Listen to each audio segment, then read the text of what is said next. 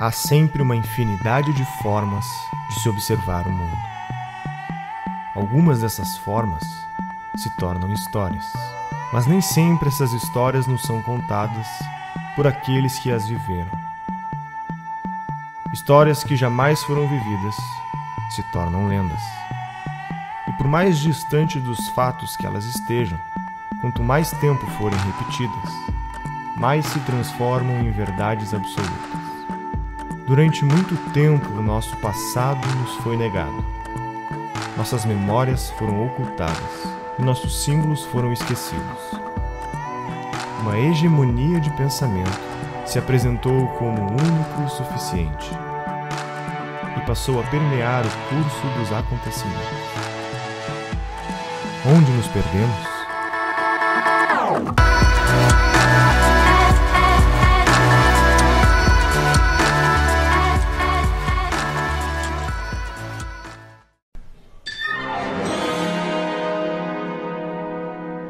O povo foi às ruas. E agora? Agora vai continuar tudo exatamente como era antes, a menos que as pessoas mudem. Então há uma esperança. Mas para isso, nós acreditamos nas modificações que vêm de dentro para fora, aquelas que vêm do indivíduo. Então é preciso que a célula social, que é o brasileiro, que o indivíduo mude. Se o indivíduo não mudar, o governo e os governos não mudarão. Que porta eu pego? O que ele responde? Pra onde tu quer ir? Não sei. Ah, então qualquer uma serve. Então se tu não sabe pra onde é que tu tá indo, se tu não sabe qual é o teu propósito, qualquer lugar, pra onde, não importa pra onde é que tu vai, porque se tu não consegue conectar aquilo que tu tá fazendo, pra onde é que tu tá indo com o teu propósito de vida, tu tá perdido.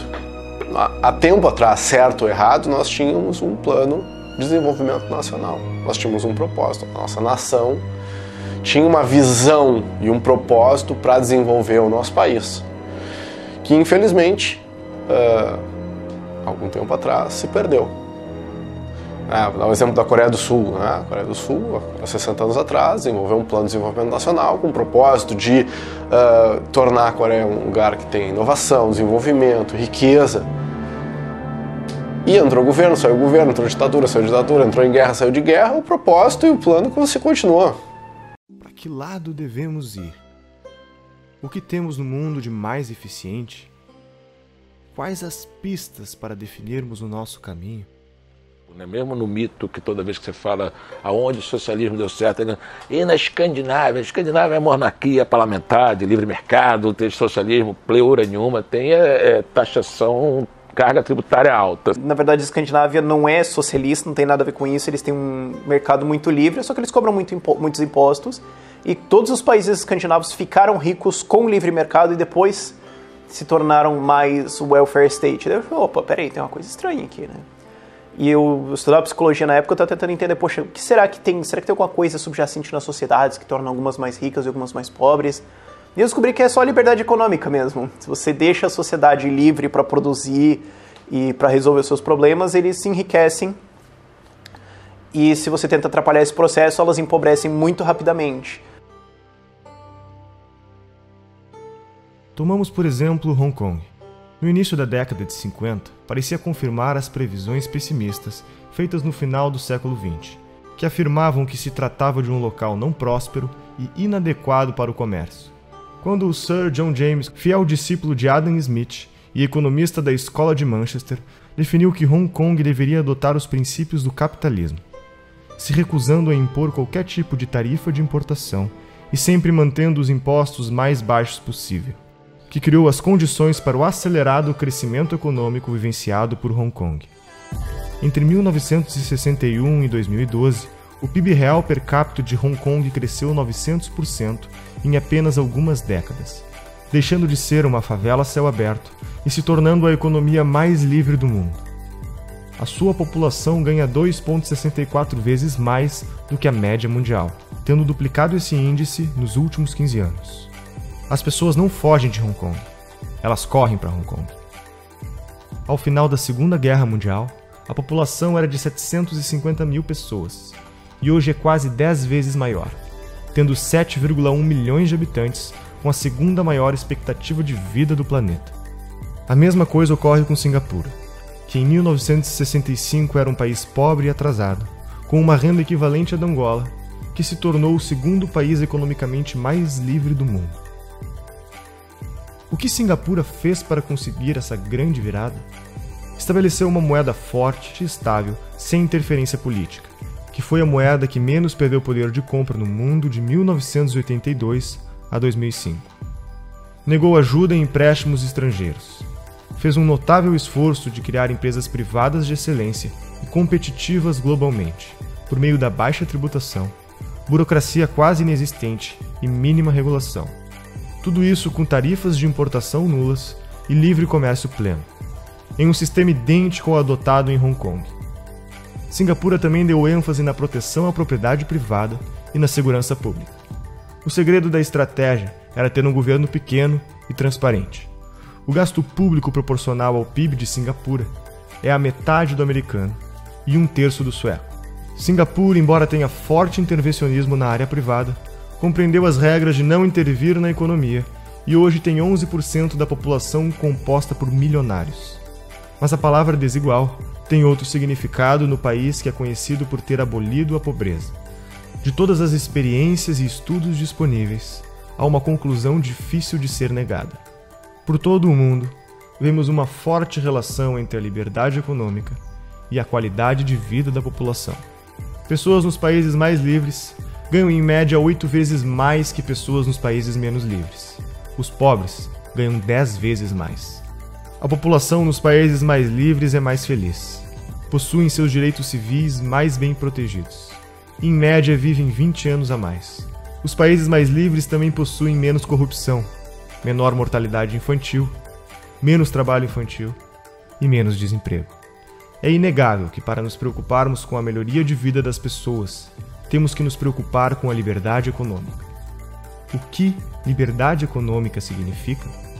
Significa que a propriedade está protegida por leis imparciais, que você é livre para fazer o comércio com os outros pelo que você quer e precisa, sem intervenção do Estado. Que seu dinheiro mantém seu valor porque a moeda de seu país é estável e não sofre interferência política, e que o governo se mantém reduzido e sem interferir no funcionamento da economia. O capitalismo já se mostrou o melhor sistema para melhorar a qualidade de vida das pessoas. Se você olhar o gráfico de extrema pobreza no mundo, nos últimos 200 anos, saiu de 98%, algo assim, para 7% no mundo, algo assim. Algo nesse nível, perto de 10%. No Brasil, está em 5% a pobreza extrema, e há 30 anos era 20%.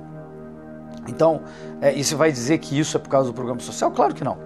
O Brasil passou a adotar mais capitalismo em relação ao que a gente tinha no início da década de 70. Então, no tempo, o que melhor alcança a melhora da prosperidade das pessoas mais pobres é um sistema de propriedade privada e livres trocas, que é o que a gente chama de capitalismo. E para o pobre de hoje, então, nem se fala. Para dar assistência a esse pobre de hoje, um sistema de mercado e voluntário como esse que eu descrevi é o que funciona melhor. O mundo é pobre, era pobre, sempre foi pobre, né? A pobreza é o estado natural do homem. O homem nasce nu e pelado. Nossos pais nos deram abrigo, comida e esses luxos, né? Então, o estado natural do homem é a pobreza. Nós temos que nos perguntar por que alguns países se tornaram mais ricos. Quando Adam Smith escreve A Riqueza das Nações, uma investigação sobre, ele está se preocupando exatamente, quer investigar como alguns países, no caso, por exemplo, a Inglaterra, etc., se tornaram ricos, porque esta é a grande notícia da humanidade, do comércio, a economia, o capitalismo que gera riqueza. Então, na verdade, tem muito mais a estudar na riqueza que na pobreza. Os pobres, por exemplo, individualmente, eles querem estudar, entender e imitar os ricos, as empresas ricas, os casos de sucesso. So, here we go. First, an axis for health. life expectancy from 25 years to 75 years. And down here, an axis for wealth, income per person, $400,000, $4,000, and $40,000. So down here is poor and sick, and up here is rich and healthy. Now, I'm going to show you the world 200 years ago, in 1810. Here come all the countries. Europe brown, Asia red, Middle East green, Africa south of Sahara blue, and the Americas yellow. And the size of the country bubbles show the size of the population. And in 1810, it was pretty crowded down there, wasn't it? All countries were sick and poor. Life expectancy were below 40 in all countries. And only UK and the Netherlands were slightly better off, but not much. And now, why start the world? The Industrial Revolution makes countries in Europe and elsewhere move away from the rest. But the colonized countries in Asia and Africa, they are stuck down there. And eventually, the Western countries get healthier and healthier. And now we slow down to show the impact of the First World War and the Spanish flu epidemic. What a catastrophe! And now I speed up through the 1920s and the 1930s. And in spite of the Great Depression, Western countries forge on towards greater wealth and health. Japan and some others try to follow, but most countries stay down here. Now, after the tragedies of the Second World War, we stop a bit to look at the world in 1948. 1948 was a great year. The war was over, Sweden topped the medal table at the Winter Olympics, and I was born. But the differences between the countries of the world was wider than ever. United States was in the front, Japan was catching up. Brazil was way behind, Iran was getting a little richer from oil, but still had short lives. And the Asian giants, China, India, Pakistan, Bangladesh, and Indonesia, they were still poor and sick down here. But look what is about to happen. Here we go again. In my lifetime, former colonies gained independence, and then finally they started to get healthier and healthier and healthier. And in the 1970s, then countries in Asia and Latin America started to catch up with the Western countries. They became the emerging economies. Some in Africa follows. Some Africans were stuck in civil war and others hit by HIV. And now we can see the world today in the most up-to-date statistics.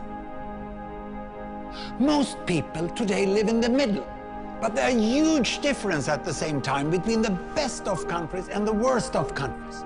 And there are also huge inequalities within countries. These bubbles show country averages, but I can split them. Take China, I can split it into provinces. There goes Shanghai. It has the same wealth and health as Italy today. And there is the poor inland province Guizhou. It is like Pakistan. And if I split it further, the rural parts are like Ghana in Africa. And yet, despite the enormous disparities today, we have seen 200 years of remarkable progress. That huge historical gap between the West and the rest is now closing. We have become an entirely new converging world. And I see a clear trend into the future. With aid, trade, green technology and peace, it's fully possible that everyone can make it to the healthy, wealthy corner. Well, what you just seen in the last few minutes is a story of 200 countries shown over 200 years and beyond. It involved plotting of 120,000 numbers.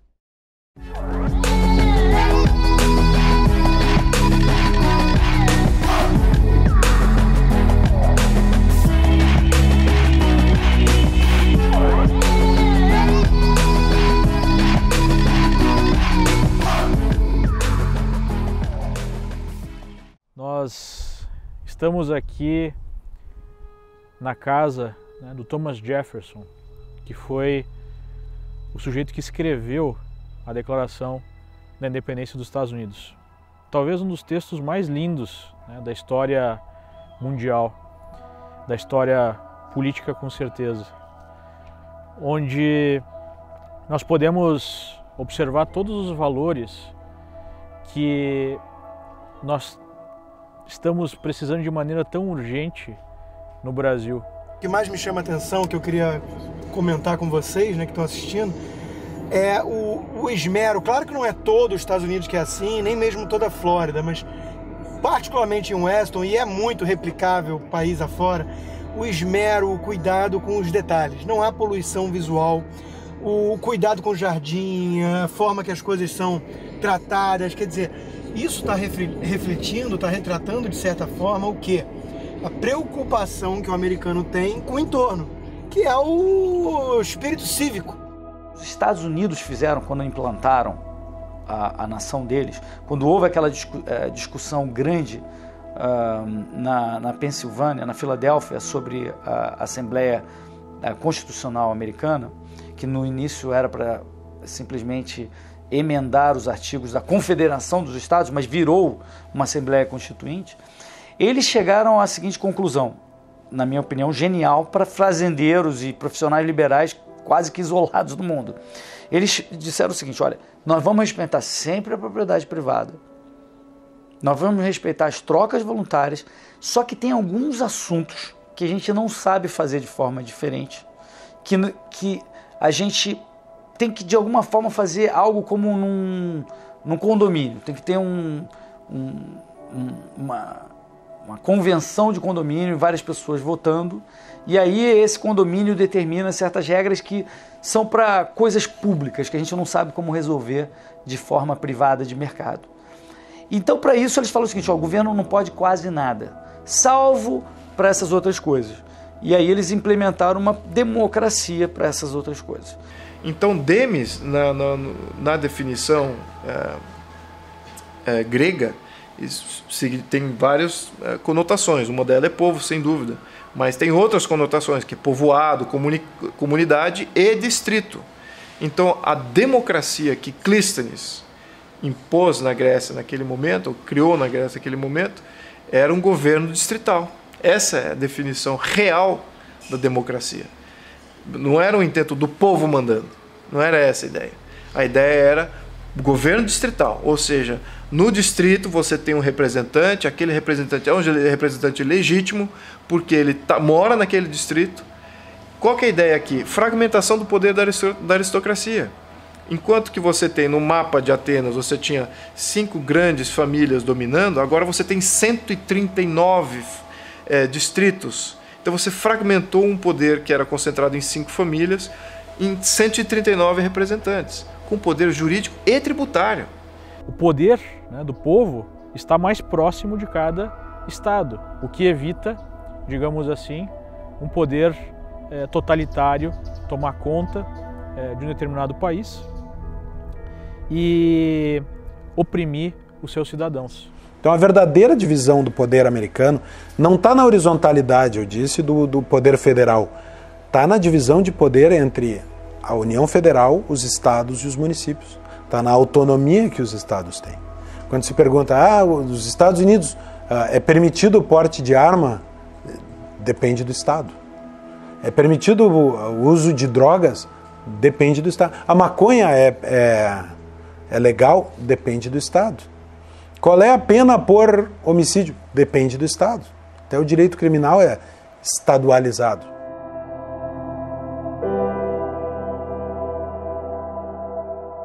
Basicamente, todo o sistema financeiro, até mesmo partindo da própria moeda, né, o valor da moeda, é baseado na confiança. Então, o nível de confiança que existe na sociedade, a certeza de que regras estabelecidas serão cumpridas, é o que facilita a negociação entre as pessoas, né? Eu só acredito que eu posso fazer um negócio e receber um pedaço de papel, porque nesse pedaço de papel está escrito que as instituições daquele país garantem o valor daquele pedaço de papel. Eu terei maior liberdade, maior confiança de fazer um negócio com uma contraparte, obviamente que, número 1, se eu tiver pessoas educadas e pessoas que cumpram, né, com a sua palavra, digamos assim, mas que eu tenha certeza que, se isso não acontecer, as instituições daquele país vão fazer com que aquilo que foi combinado seja cumprido. Essa é a base, né, da criação de de riqueza e é, digamos assim, o tabuleiro onde o jogo do livre mercado vai funcionar. Se esse tabuleiro for mal formulado, o livre mercado sempre vai funcionar de maneira parcial, porque ele sempre vai ter muitos obstáculos, né? E é exatamente o que a gente observa no país. Então, onde é que a gente observa isso no dia a dia aqui nos Estados Unidos? Eu não preciso reconhecer firma de um contrato, eu faço uma assinatura e aquele contrato está valendo. Eu não preciso burocratizar excessivamente, porque se leva em consideração que as partes estão de boa fé. Só que o que acontece? Caso as partes não estejam de boa fé, se uma das partes esteja de má fé, a punição é muito forte e ela é uma certeza, né? Isso gera uma situação onde, na esmagadora maioria dos casos, de fato aquilo que foi combinado é cumprido, porque se não for cumprido, a punição é muito grande, né? No Brasil é exatamente o contrário. Como se sabe que a punição vai ser muito difícil, vai ser quase impossível na maior parte dos casos, especialmente no mercado, né, no livre mercado, enfim, entre as empresas, nas negociações, é muito difícil executar um contrato no Brasil, se cria toda uma burocracia para tentar evitar que se chegue a um problema. E isso emperra todas as fases da criação da riqueza. O cidadão, o indivíduo que quer empreender, que quer abrir seu próprio negócio, poxa, não pode levar 4 meses para botar a papelada em dia, pagar quase R$1.000, os custos que tem para sair da informalidade. Nós vamos continuar com as mesmas deficiências se não começarmos resolvendo o problema por aí. E isso também depende de uma visão positiva do empreendedor, favorável ao empresário, a pessoa que cria empregos. Quem cria empregos é o empreendedor, é o empresário. O político cria cabide de emprego. O político não cria emprego, não gera emprego. Não podemos acreditar quando o político, candidato a presidente da República, vai gerar 10 milhões de empregos. Ele nunca vai gerar 10 milhões de emprego. Ele vai, no máximo, deixar de atrapalhar o tanto que atrapalha. Essa questão de empreendedorismo é uma das coisas que mais me incomoda. Que você vai para os Estados Unidos, por exemplo, lógico que lá também tem problemas, mas as pessoas encaram o empreendedorismo, o empresário, de uma forma totalmente diferente. Os jovens saem da faculdade querendo fazer seus próprios negócios, querendo transformar suas ideias em alguma coisa produtiva, em alguma coisa útil, e não simplesmente ficar, atrás de um cargo de governo para o resto da vida, porque ele vai ter estabilidade. Isso, inclusive, no meu entendimento, é um dos problemas que a gente tem hoje, porque você pega uma pessoa que poderia produzir muito mais, que poderia ter ideias brilhantes, poderia fazer coisas incríveis, e ela fica lá atrás do seu carguinho no funcionalismo público. A primeira coisa que nós precisamos é dar mais liberdade econômica para os cidadãos. E essa liberdade econômica, ela precisa ser baseada em valores. Então nós temos aqui, além da liberdade individual e além, né, da livre iniciativa, a proteção desses valores, nós temos o Estado de Direito, onde todos são iguais perante as leis, especialmente aqueles que têm o poder, que têm que prestar contas ao povo, né? Por isso que a Constituição americana começa, né, com a frase "We the people". Ours was the first revolution in the history of mankind that truly reversed the course of government, and with 3 little words: we the people. We the people tell the government what to do. It doesn't tell us. We the people are the driver. The government is the car, and we decide where it should go and by what route and how fast. Almost all the world's constitutions are documents in which governments tell the people what their privileges are. Our Constitution is a document in which we, the people, tell the government what it is allowed to do. We, the people, are free. Então, o que José Bonifácio acreditava naquele ponto era o que os fundadores, exatamente os mesmos princípios que os fundadores dos Estados Unidos acreditavam, que era o liberalismo político. Vamos lembrar que, naquele ponto da história, essa ideia de capitalismo, livre mercado, não tinha sido muito bem maturado como conceito. Adam Smith, sim, já existia e já havia introjectado uma série de conceitos aí em contraposição ao mercantilismo. Ok.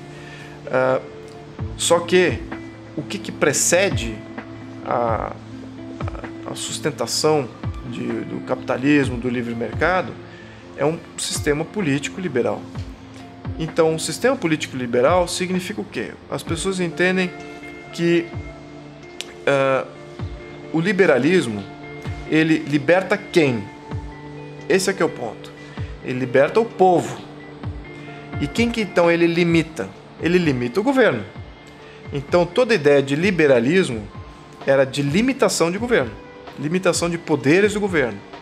O governo e o Estado era quem limitava esse governo. Esse é que é o ponto.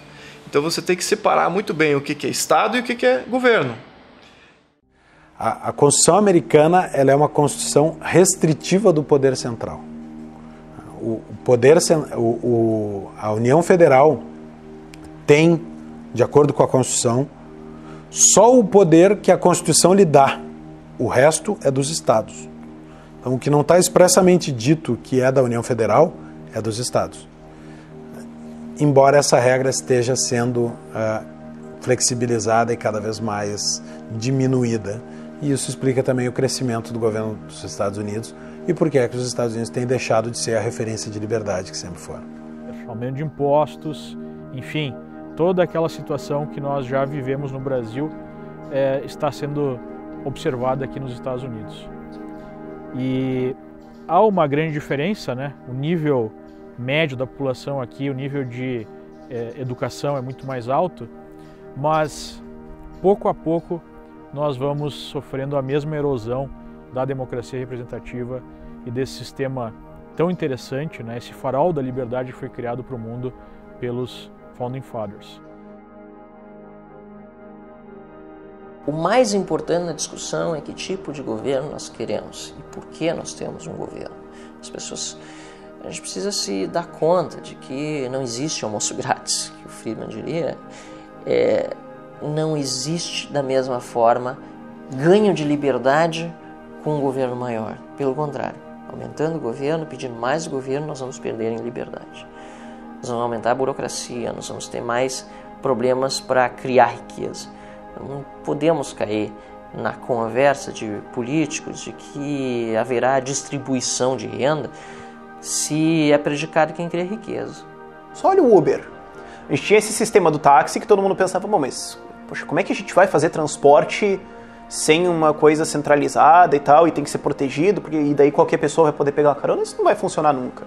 E daí vem um aplicativo simples, uma ideia simples que se dissemina, emprega milhares de pessoas, facilita o transporte com um monte de gente, baixa custos, aumenta a segurança, porque agora você pode pegar um transporte mais seguro ao invés de ficar no transporte coletivo, para quem pode pagar. Muda todo o mercado, revoluciona a coisa e obviamente também incomoda todas as estruturas de poder, esse status quo que já existia dessas grandes indústrias, do táxi, do aluguel, tudo mais, os políticos que estavam associados. E a gente consegue fazer esse contraste entre esse sistema que hoje a gente olha como já uma coisa meio até velha, que é os táxis, e ver o sistema do Uber, que é uma mudança tão grande, que é simplesmente liberalismo econômico. O empreendedorismo é uma vocação. Não é simplesmente uma busca do lucro. Não é simplesmente ganhar dinheiro por ganhar dinheiro, amor a... Não. Pelo contrário, as pessoas quando dizem que o Bill Gates é um milionário e aí muitas vezes falam, não, mas ele faz muita caridade, tentam, né, por esse lado demonstrar que ele tem coração também, e realmente tem, pelos projetos sociais fantásticos, vários deles que ele desempenha, que ele desenvolve na África, por exemplo. Mas não é só isso. As pessoas têm que ter noção que os bilhões de dólares que ele tem não estão numa conta bancária. Onde é que estão os bilhões de dólares do Bill Gates? Alguma parte realmente ele tem no banco. Mas outra grande parte está em patrimônio, está em ações, está em várias atividades empresariais, empreendedoras que ele tem e que estão a serviço das pessoas. As propriedades dele cumprem uma função social inerente à atividade do empreendedor. Aquilo que diz a Constituição sobre a função social da propriedade, que muitos de nós combatemos, porque de fato é utilizado nas cortes muitas vezes para desapropriar áreas de terra para supostamente fazer reforma agrária. A gente sabe que muitas vezes não dá certo, inclusive porque muitos depois revendem essas áreas, fazem justamente aquilo que não deveriam fazer. Mas se nós formos olhar ao pé da letra o que quer dizer função social da propriedade, não está errada a Constituição, porque toda propriedade já cumpre sua função social. Porque a minha propriedade cumpre uma função social, sobretudo se eu sou empreendedor, de deixá-la à disposição do meu próximo, de outros indivíduos. Sou a favor de um Estado enxuto, tanto na economia como na repressão, e penso que mesmo aqueles que são tomados como capitalistas no Brasil, na verdade não são capitalistas porque eles vivem muito do dinheiro público. Então você vê os grandes empresários adoram um financiamento do BNDES, né? Você vê pesquisadores que muitas vezes se apresentam como de direita, mas têm bolsas de órgãos públicos. Então eu acho que essa mentalidade tão dependente do Estado, ela precisa ser revista. Até para que nós tenhamos uma verdadeira livre concorrência. No Brasil hoje não tem livre concorrência, porque não dá para você concorrer livremente com um concorrente que tem algum tipo de isenção de impostos quando você não tem, né? Ou com um concorrente que tem dinheiro do BNDES quando você não tem. E muitas vezes essas pessoas se apresentam como capitalistas, como defensoras da iniciativa privada. Desculpa, iniciativa privada é risco. Então eu sou favorável àqueles que tomam risco, né? Toma risco, vai ganhar dinheiro, vai produzir riqueza para o país, vai dar emprego, vai recolher tributo no risco, porque se ele tem financiamento público, ele já não tem mais o meu, digamos assim, a minha admiração.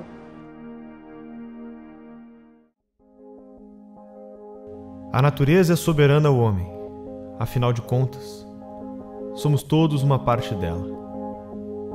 A realidade é formada por um universo complexo de tempo, espaço e dimensões cosmológicas que fogem do nosso entendimento. Os acontecimentos sempre são fatos e só podem ser testemunhados, vividos ou observados. As nossas interpretações podem ou não terem a ver com eles. E como se estivessem cada um deles conectados uns com os outros, numa sinfonia dramática, quase sempre harmônica, ao final, sempre parecem terem sido ordenados para que fizessem algum sentido. A isso, damos o nome de vida. Essa é uma ordem que não nos é dada a opção de escolha. Como seres conscientes, temos além da nossa capacidade de interagir, experimentar e protagonizar a vida, também a opção de entendê-la. O peso da tradição do que os sábios do passado obtiveram e que nos foi legado. Certos hábitos, cultura, etc. do passado, os gigantes do passado. A gente não deveria simplesmente achar que a minha cabeça teve uma boa ideia e eu vou desconsiderar milênios de evolução de grandes conquistas de sábios. Deveríamos ter prudência na hora de avaliar isso. Não quer dizer que você deva só considerar o passado. Não. Você deve considerar o que você acha certo e tentar mudar. Mas você deveria ter prudência. Olha para o passado e respeita aquilo. Ouça esse passado dessas pessoas que não estão mais conosco como esse legado que nos foi deixado. Então, prudência nesse sentido, né? Nós precisamos, por um lado, entrar no fronte cultural de uma maneira muito importante para poder ajudar as pessoas a entenderem o cenário, entender o que está acontecendo no mundo e poder se posicionar, porque tudo começa com isso, né? Nesse ponto, por exemplo, o Ludwig von Mises estava muito certo, ele nos escritos dele, ele dizia muito isso, né? Você começa com as ideias, são as ideias que mudam o mundo. O que nós podemos fazer para reverter esse quadro? Bom, eu acho que o primeiro passo, que eu acho que é o passo fundamental, é nós recuperarmos o amor pela literatura. Eu acho que não existe nada mais subversivo nesse mundo, e num lugar como o Brasil, do que a educação. Educar as pessoas a serem... educar para expandir a consciência, educar para ter conhecimento, educar para ter autocrítica e crítica do mundo à volta, para tomar as próprias decisões. Um povo com cultura e com educação, cara, não é levado adiante por ninguém. Primeiro, preparem-se intelectualmente, estudem, né? Você tem hoje na internet uma série de conteúdos e cursos online, óbvio, principalmente o Olavo de Carvalho, que tem um trabalho absolutamente fundamental e indispensável em relação à difusão de ideias. E além dele, você tem outros que também são importantes, aí, gerando conteúdo, gerando informação. Você já tem hoje editoras lançando títulos que durante décadas foram negados ao público brasileiro. Você tem também em alguns sites, como o site do Instituto Mises, você tem alguns portais que tem uma quantidade enorme de PDFs, de livros clássicos que estão à disposição de graça. É só você baixar, ler no seu computador, ler no celular, no tablet, no Kindle, enfim. Então, não tem desculpa.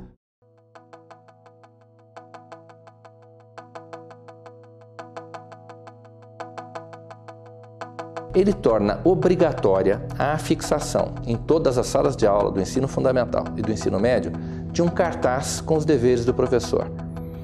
Os deveres do professor já existem, eles decorrem da Constituição Federal e da Convenção Americana sobre Direitos Humanos. O primeiro dever do professor estabelece que o professor não se aproveitará da audiência cativa dos alunos, ou seja, da presença obrigatória dos alunos em sala de aula, para promover as suas próprias preferências, as suas próprias opiniões políticas, ideológicas, religiosas e partidárias. O professor já não tem esse direito. Este dever, o dever de se abster dessas práticas, já existe. Ele decorre da liberdade de consciência e de crença dos estudantes, que está prevista na Constituição Federal. O segundo dever do professor estabelece que o professor não favorecerá, não prejudicará ou constrangerá os seus alunos em razão das suas convicções políticas, ideológicas, morais ou religiosas, ou da falta delas. O terceiro dever do professor estabelece que o professor não fará propaganda político-partidária em sala de aula, nem incitará seus alunos a participar de manifestações, atos públicos e passeatas. O professor não pode agir em sala de aula como um militante. Ele é um servidor público, ele é um agente do Estado. E o Estado, de acordo com a Constituição Federal, o Estado brasileiro, ele é politicamente neutro.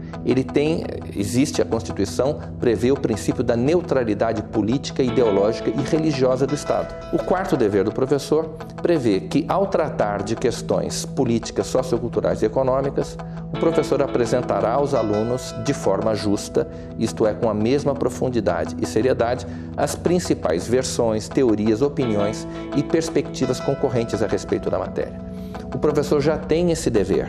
Ele decorre do pluralismo de ideias, que está previsto na Constituição, e da liberdade de aprender do estudante, que também está prevista no artigo 206 da Constituição.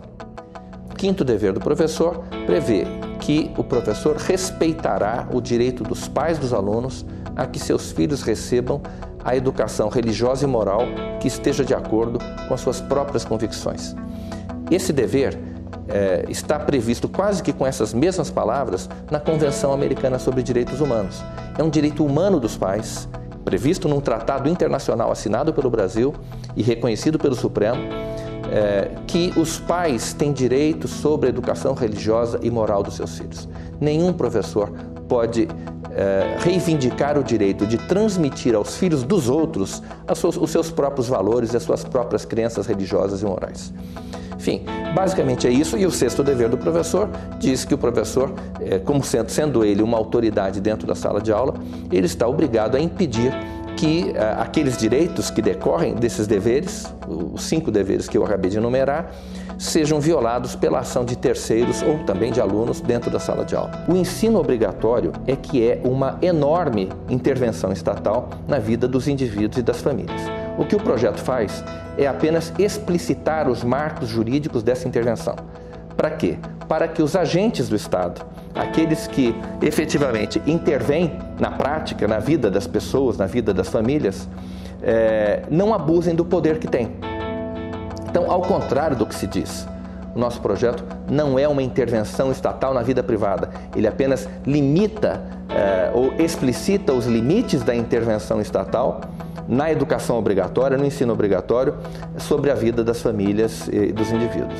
O ideal, me parece, seria que cada escola tivesse a liberdade de, a partir de um currículo mínimo, dar essa educação como quisesse e bem entendesse.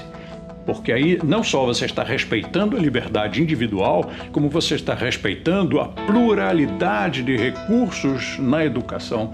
E aqueles recursos que fossem melhores, ao longo dos anos iriam se impor como uma universidade que tivesse melhores resultados. Imagine se uma faculdade, uma universidade no Brasil começasse a produzir prêmios Nobel. É claro que as outras universidades e o povo em geral, todos respeitassem essa instituição de ensino como sendo competente. Vamos pegar aí alguns exemplos de grandes veículos de comunicação e vamos tentar estabelecer uma diferença entre eles. Qual a diferença do Globo, da Folha de São Paulo e do Estadão? Qual a diferença da Globo News em relação a esses três? Não existe diferença nenhuma. Seja nas notícias que são divulgadas, seja na estética da forma como essas notícias são divulgadas, seja no vocabulário utilizado pelos jornalistas que trabalham nessas casas, eles vendem todos um padrão de notícia. Ao contrário, por exemplo, dos Estados Unidos, onde nós temos duas televisões que são diametralmente diferentes. A CNN, ela tem uma forma de dar as notícias, ela tem uma narrativa. Fox News tem outra narrativa. Eu não vou categorizar as duas, mas são absolutamente distintas. A mídia no Brasil já se descredenciou completamente. Eu acho que é difícil você pegar, difícil você pegar qualquer jornal do Brasil e você tentar dizer que aquilo é verdade por qualquer lado. Tanto para o lado que é o lado da defesa lá da esquerda, não acredita na mídia, na Globo, por exemplo, ou no UOL, ou no Folha, não acreditam. Nós também não acreditamos, muito menos ainda, né? Nós sabemos que aquilo tem gente que é aparelhada. Então a mídia caiu em descrédito. Então talvez seja um começo. Agora precisamos ter uma mídia em que uma base seja, ok, isso aqui é verdade, isso aqui é um fato, que seja um fato de verdade, não seja uma postulação militante. Então eventualmente nós vamos chegar numa mídia livre.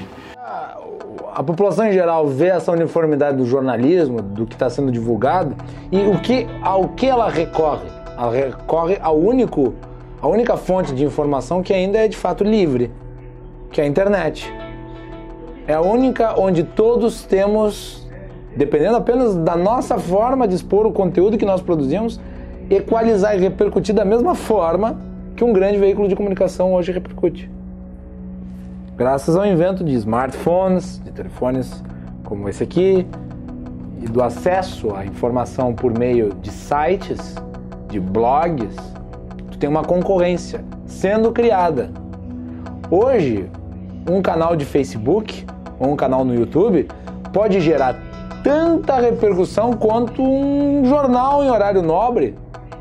Não precisa mais ouvir calado o que um jornal publica e mente sobre um assunto. Você pode contraditá-lo e inclusive repercutir muito mais do que ele numa resposta, que até pouco tempo atrás dependia exatamente da benemerência desses próprios veículos de comunicação em publicar.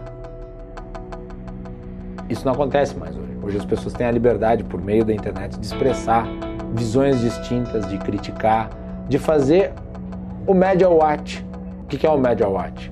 É um veículo fiscalizando a informação do outro. É um veículo contraditando o outro. É um veículo complementando a informação do outro. Ou oxigenando as informações que são veiculadas.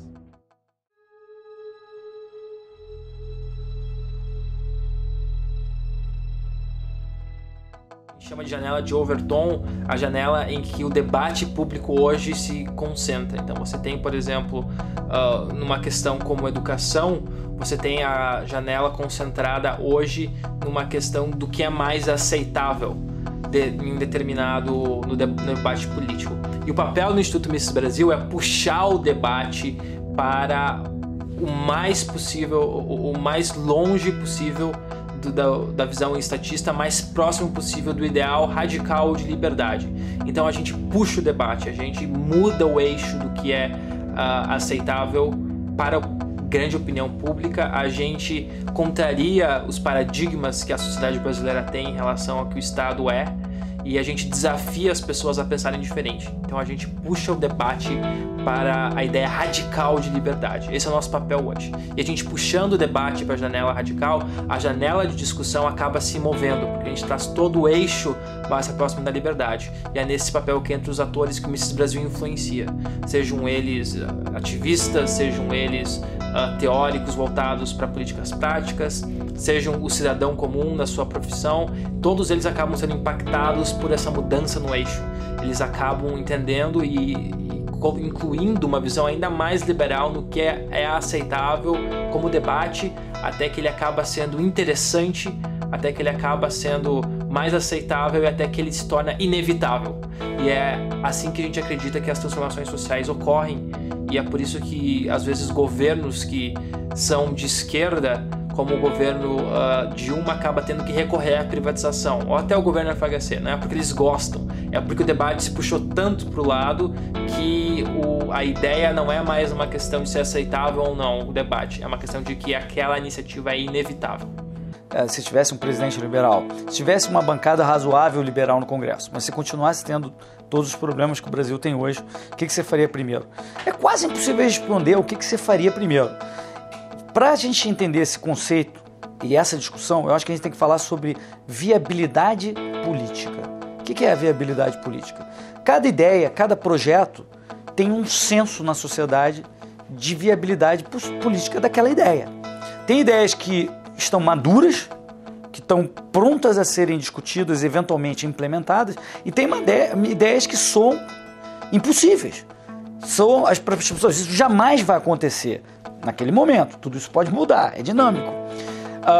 Os liberais deveriam estar focados naquelas ideias que estão já com a possibilidade de viabilidade política próxima e tentar empurrar aquelas ideias, né? Aquelas que estão, não centralmente, não o Hélio decidindo, mas se a gente tem a tal bancada liberal tentando isso e várias pessoas tentando isso, liberais, elas próprias vão ficar testando esses limites para verificar qual é a viabilidade política daquelas ideias e tentar aprová-las. Então eu acho que isso vai acontecer naturalmente quando você tiver essa tal bancada liberal no Congresso. Todos vão ficar tentando aprovar. Você vê o que está acontecendo hoje. Por exemplo, o Paulo Eduardo Martins é um dos grandes defensores do fim da contribuição sindical.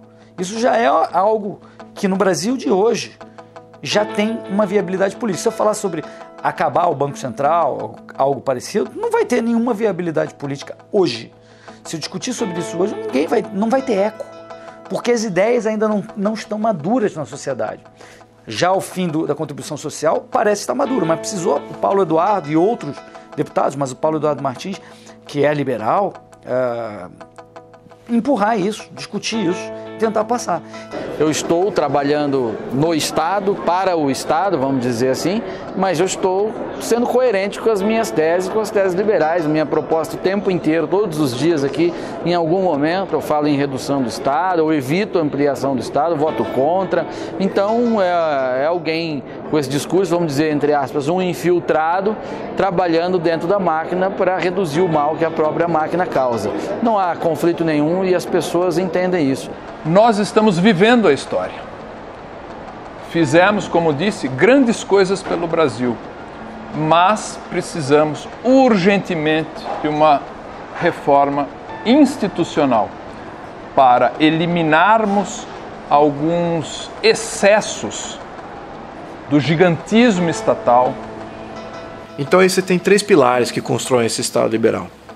A primeira é um Estado de direito, com limites de poderes, freios e contrapesos entre diversos poderes.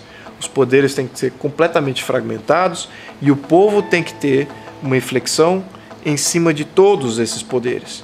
Na minha opinião, o sistema político que funciona melhor é aquele em que a propriedade privada é sempre, em todos os momentos, respeitada em todos os aspectos. Se você tem isso, e você então respeita as trocas voluntárias, você tem o melhor sistema político possível, na minha opinião. Nós temos que ter uma fidelidade partidária.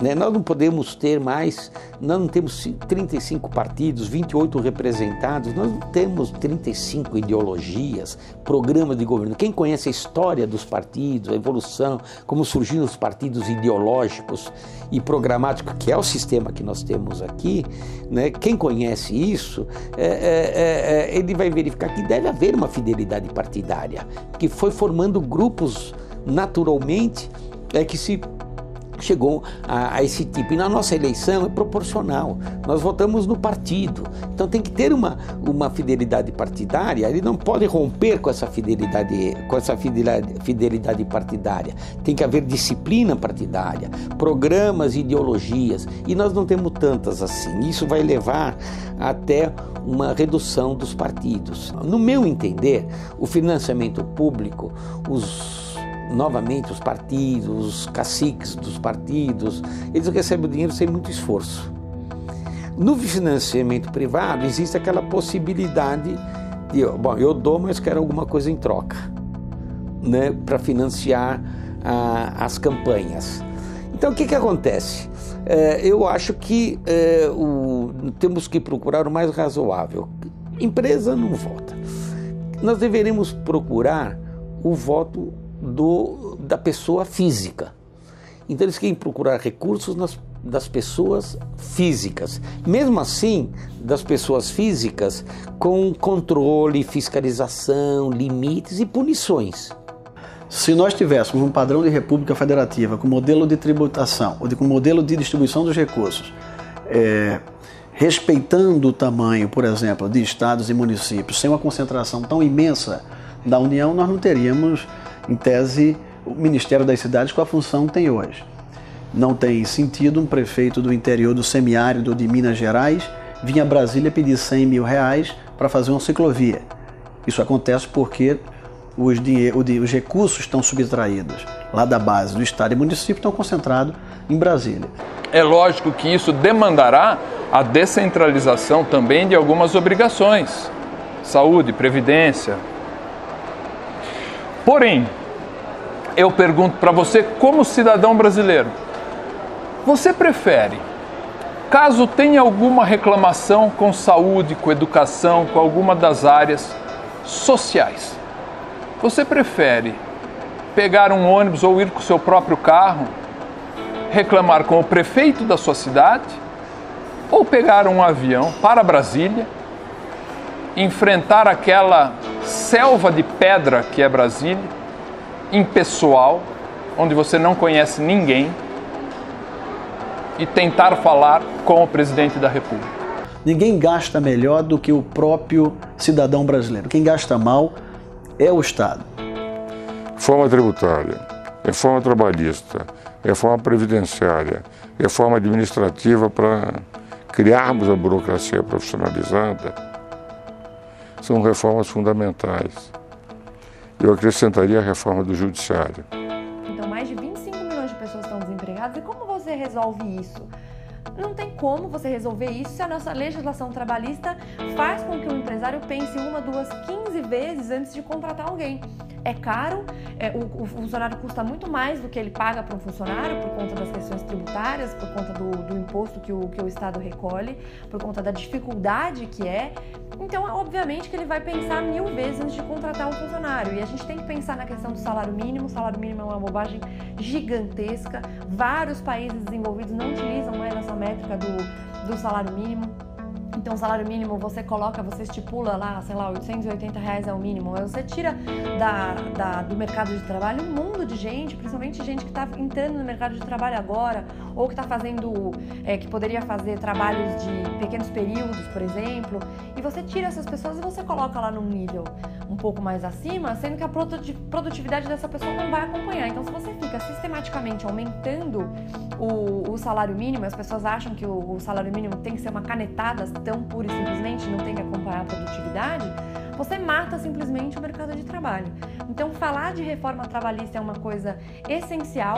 Sistema de vouchers, redução de impostos, redução de custo da máquina pública, redução de secretarias, redução de cargos comissionados, redução do poder do Estado como um todo, tirar a regulamentação de vários setores, né? Inclusive, por exemplo, do setor de combustíveis, tiraria o monopólio da Petrobras, tiraria o monopólio de vários outros serviços, como por exemplo do Correio. É um absurdo. Como que o governo quer se meter no envio de um papel daqui para lá? Não, isso aí tem que ser aberto ao mercado. Tiraria o grande poder regulatório de agências, como por exemplo a Anvisa. Então imagine se a gente tivesse uma mudança como o Uber foi para os táxis, para o sistema de polícia. Imagina se... Eu sei que é difícil imaginar, mas olha a revolução, a diferença, a queda de custo, o melhor serviço, as pessoas adotando isso livremente. Ninguém foi obrigado a adotar o Uber, ninguém foi obrigado a aceitar isso. As pessoas foram para ele porque ele era melhor, ele desafiou um sistema estatal inteiro. Então imagina se a gente tivesse isso para o sistema de polícia, para o sistema de reparo e manutenção de infraestrutura, para o sistema de justiça. A outra que agora que surgiu e hoje é muito mais discutida, principalmente depois da tecnologia ter sido mais desenvolvida, é você tentar sair da sociedade fazendo soluções tecnológicas. Por exemplo, o Bitcoin, você fazer compras na Deep Web. Se a gente dissesse hoje, definisse hoje que o Bitcoin nada mais é do que o dinheiro para a internet, seria o equivalente a dizer lá atrás, na década de 90, que a internet era e-mail. E todo mundo sabe que seria um absurdo, uma afirmação ridícula dizer isso. A internet é muito mais do que isso. Mas naquela época, ninguém conseguia prever que a gente ia ter alguns anos depois um Facebook, um Twitter, um YouTube, que são tecnologias criadas sobre a plataforma da internet, sobre os protocolos de comunicação da internet e que não tem nada a ver com e-mail. Com o Bitcoin é a mesma coisa. É mais correto dizer que o Bitcoin é, na verdade, a internet do dinheiro, porque muitas outras aplicações vão ser criadas e testadas e utilizadas e adotadas no nosso mundo financeiro e econômico. E do dinheiro, o dinheiro digital, o dinheiro apolítico, que não depende de nenhum banco central, essa é apenas a primeira inovação. Na minha opinião, das mais importantes e realmente transformadoras, mas não vai ser a única, é apenas a primeira. Aí você vai me perguntar, mas como é que isso pode acontecer? Pode acontecer de várias formas. Pode ter uma Constituição que garanta isso, pode ter um sistema de governo descentralizado, em que esse governo nem chega a ser monopolista. Mas eu nem sei se existe mais essa Constituição. Nós estamos com 93 emendas. 93 emendas. E ontem já foi aprovado em segundo turno na Câmara, provavelmente a 94ª emenda. Uma Constituição com 93, 94 emendas e mais as propostas que vêm por aí de reforma, querem reformar tudo. Será que é a mesma Constituição? Resta mudar a Constituição. A solução seria uma nova Constituição. Agora, imagina o seguinte, se nós tivermos uma Constituição liberal, um Estado liberal, nós podemos nos dar ao luxo que a Suécia dá, de eleger um governo socialista. Por quê? Porque a Constituição liberal já cria limites. Lembra que quem é liberal, quando você é uma Constituição liberal, significa quem está livre é o povo, quem está limitado é o governo e o Estado. Se você tem um governo e Estado limitado, você pode até eleger um socialista, mas ele vai ter uma força política limitada. Esse é que é o ponto. Então, para nós evoluirmos como país, nós precisamos nos desvencilhar dessa Constituição intromissora, socialista que nós temos, e temos que absorver e temos que ter uma Constituição liberal, para que nós não tenhamos mais o risco de totalitarismo no Brasil.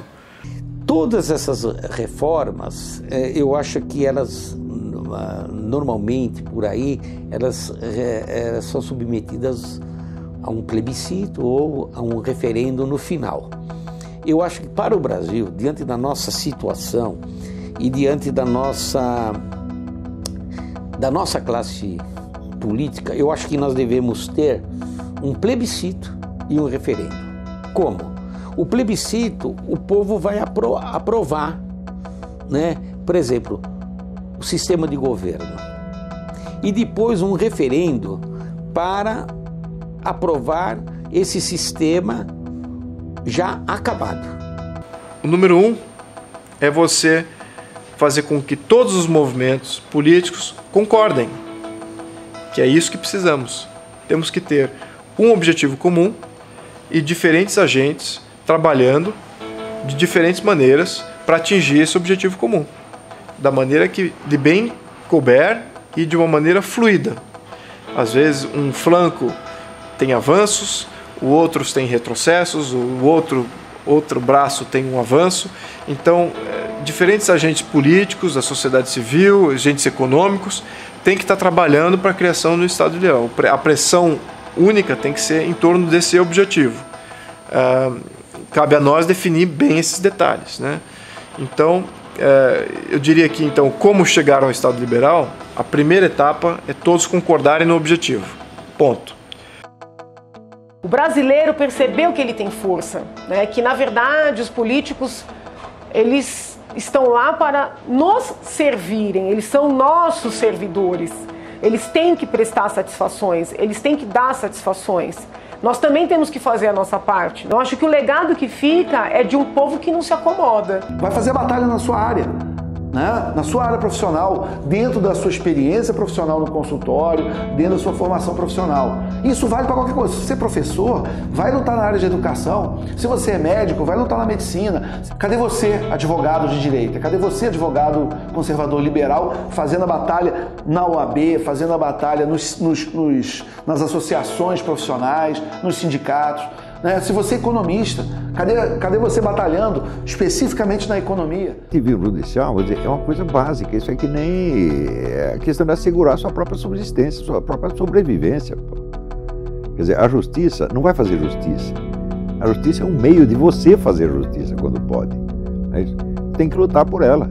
O terreno da luta é muito o terreno jurídico, judicial. É uma batalha que a gente tem que travar no judiciário também. A gente precisa se engajar, ocupar espaço onde quer que esteja, no seu bairro, na escola do seu filho, acompanhar o que está acontecendo. A gente precisa de estar presente na sociedade, arregaçar as mangas e trabalhar. Não dá mais para só viver a vida em paz, só tocar, né, sua vida social, familiar. Tem que se engajar politicamente, porque se a gente não faz isso, a gente não muda. Eu tenho uma frase que é o seguinte, ó: a política é como uma TV sem controle remoto. Se você não se levanta, você vai assistir o que não quer. O Brasil vai ser um país espetacular, vai ser um país riquíssimo, uma classe média pujante, uma classe média rica, capaz de ter uma qualidade de vida e uma abrangência e uma influência mundial. Fazer o novo. Então, se nós estamos empreendendo agora, exemplo da Brasil Paralelo, temos que pensar muito grande. Esse novo momento político brasileiro da comunicação por meio das redes sociais que permitiu que tantas pessoas se manifestassem, fossem às ruas e agora continuem se manifestando em uma espécie de Brasil paralelo. Eles vão acabar percebendo, né? Errar é humano, tá? Vocês podem vir da esquerda para a liberdade, não tem problema, a gente vai receber de braço aberto. Jornalista, evidentemente, por que você não está fazendo batalha dentro das redações? Se você é um artista, dentro das artes, se você escreve roteiro para cinema, para minissérie, né? Onde está você na batalha cultural? Então, se você não quer participar da batalha cultural, mas você entende a importância dela, você entende o tamanho dos problemas que o Brasil e o mundo e o Ocidente estão passando nesse momento, que é um momento complicado da história, e você tem algum recurso financeiro que você possa ajudar, ajude, bota a mão no bolso. Hoje nós precisamos de investidores, nós precisamos de gente que apoie blogs, que apoie cursos, que apoie think tanks, que apoie institutos, o nascimento de canais de televisão. Então eu quero um país com pessoas de almas e mentes livres, né, que possam dizer o que elas realmente acreditam, o que elas realmente sentem, sem medo do patrulhamento, né, sem medo de serem estigmatizadas. Eu acho que, além de um país transparente, né, que é o que a gente luta muito por isso também, eu acho que essa liberdade de pensamento, de manifestação, para mim é algo muito caro. Então, se eu pudesse ser lembrada como alguém que lutou por isso, eu já vou estar muito feliz. Se não agora, quando? Brasil Paralelo responde essa pergunta. É agora.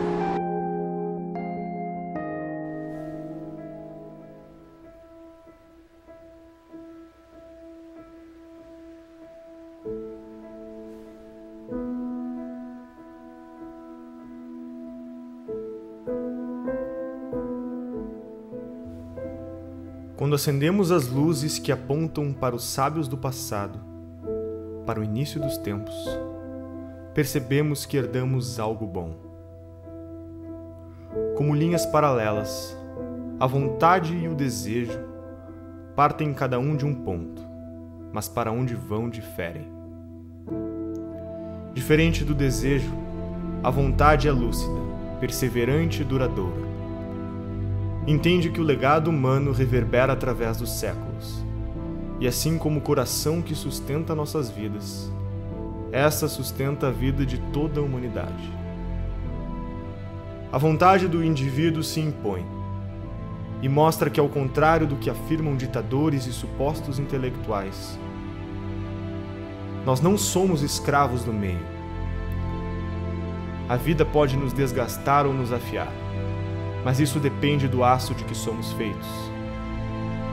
A vontade nos fez superar o impossível e dar aos que amamos o maior presente de todos: a esperança. Onde há esperança, há vontade. E onde há vontade, há um caminho.